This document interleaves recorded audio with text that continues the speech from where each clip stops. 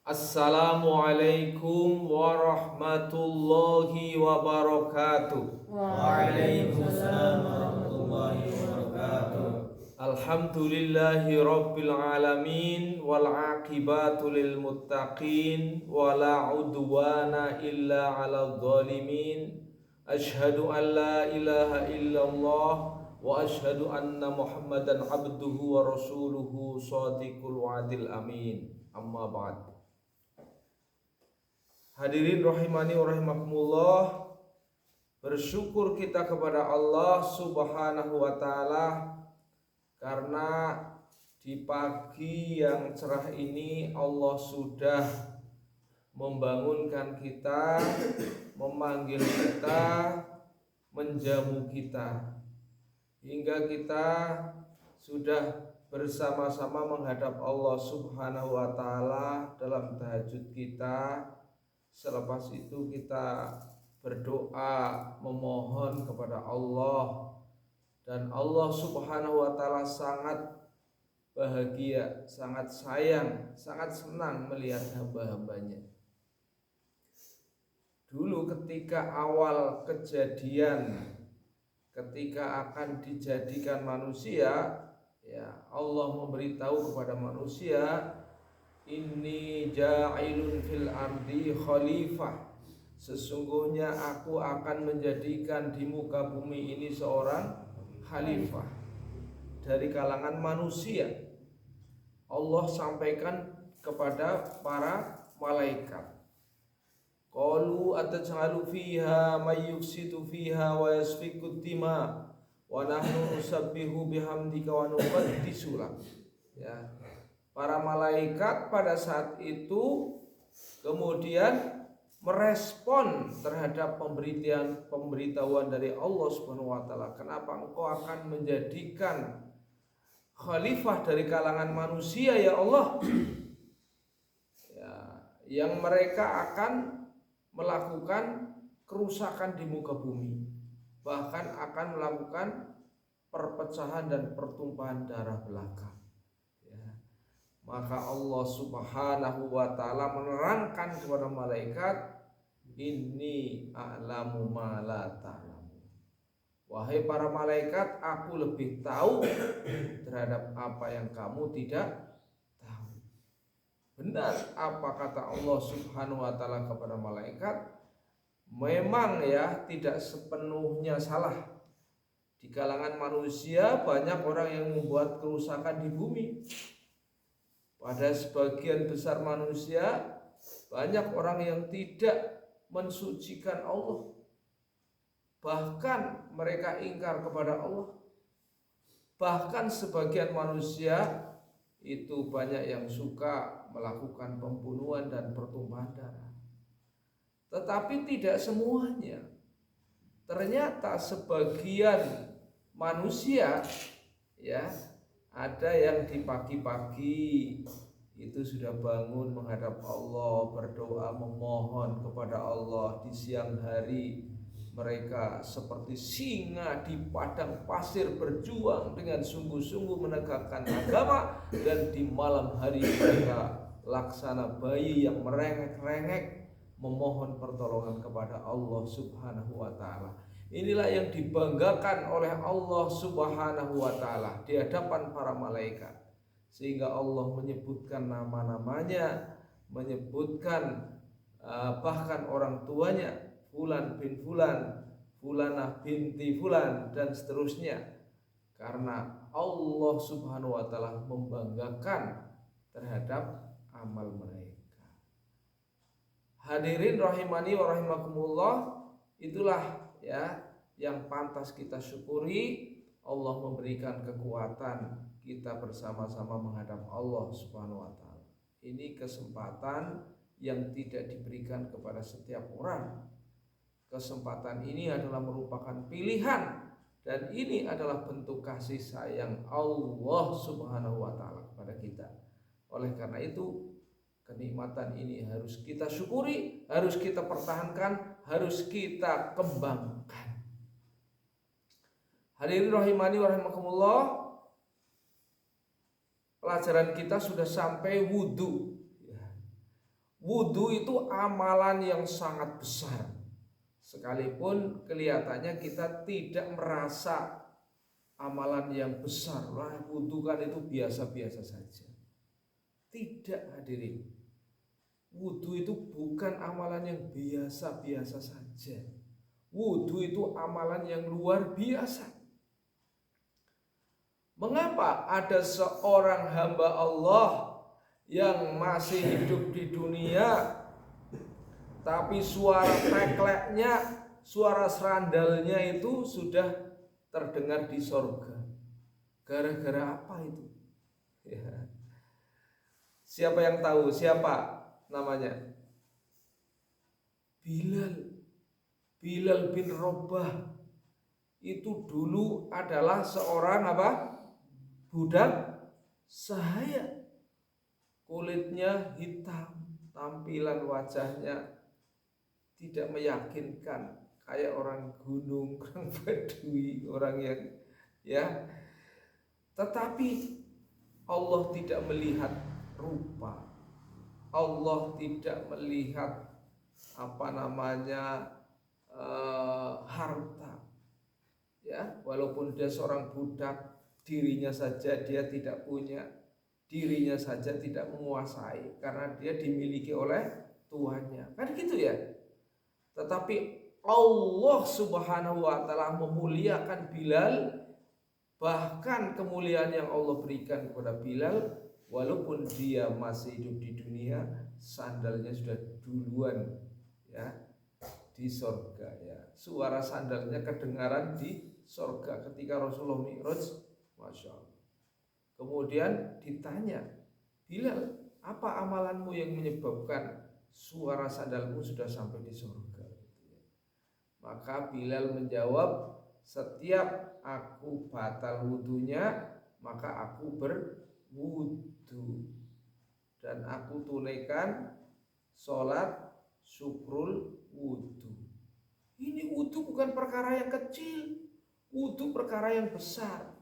Karena wudhu adalah menggugurkan dosa-dosa. Karena wudhu adalah syarat bagi suatu sholat agar dia sah. Ya. Coba bedanya cara beribadah orang Islam dengan orang non Muslim itu apa bedanya? Salah satunya terletak pada wudhu. Kalau orang non Muslim, ya kan, kalau mau menghadap kepada Allah, ya dia tidak memperhatikan daripada wudhu ini karena nggak ada risalah wudhu, ya kan, entah baru entah baru kentut, entah baru apa. Kalau mau doa ya langsung doa kan. Tapi orang Muslim itu ya kalau akan menghadap Allah harus suci dulu, ya kan. Mau masuk masjid harus suci, ya kan, suci dulu. Bahkan dianjurkan berwudu dulu, kan gitu. Apalagi kalau kita sholat, ya. Sholat itu sebenarnya bentuk doa ya, doa khusus, ya kan. Karena doa itu ya ad-du'a'u muhul ibadah, dan sholat merupakan sebuah doa yang disajikan dengan syarat dan rukun tertentu, kan gitu ya. Nah, oleh karena itu wudhu menjadi perihal yang sangat penting. Nah, Bilal itu adalah daimul wudhu. Maksudnya apa daimul wudhu? Bilal adalah orang yang mampu menjaga wudhu. Begitu batal wudhu lagi. Kalau kita daimul hadas ya setiap hari posisinya sudah kentut ya. Kadang-kadang baru wudhu baik kebelet kentut lagi kan. Akhirnya malas sholat nahan kentut ya. Pernah nggak sholat nahan kentut ya? Akhirnya begitu salam dut gitu. Hadirin rahimani wa rahimakumullah. Jadi wudhu adalah perkara yang sangat penting. Nah, dalam hal ini apapun alasannya ya tidak boleh ditinggalkan wudhu ketika kita sholat. Nah, bagaimana kalau kita berada dalam perjalanan? Nah, supaya tetap suci, ya, maka Allah memberikan fasilitas khusus bagi orang yang bepergian gitu ya, nggak mendapatkan air, yaitu tayamum, ya, memberikan rukhsah keringanan. Tapi prinsipnya bersuci itu ya. Bagaimana kita difasilitasi Allah untuk melakukan kemudahan bersuci dalam setiap saat. Nah, hadirin rahimani rahimakumullah, tayamum itu tidak seperti wudhu gerakannya ya. Jadi tayamum itu adalah menggunakan debu ya. Debu yang kita gunakan itu ada di sekitar kita. Sebenarnya di sekitar kita ini banyak debu. Pada dinding-dinding ini pun ada debu ya. Pada saat kita akan tayamum, maka kita tempelkan ya kedua tangan kita, kemudian kita ratakan ya pada tangan, pada muka ya. Selesai, nggak pakai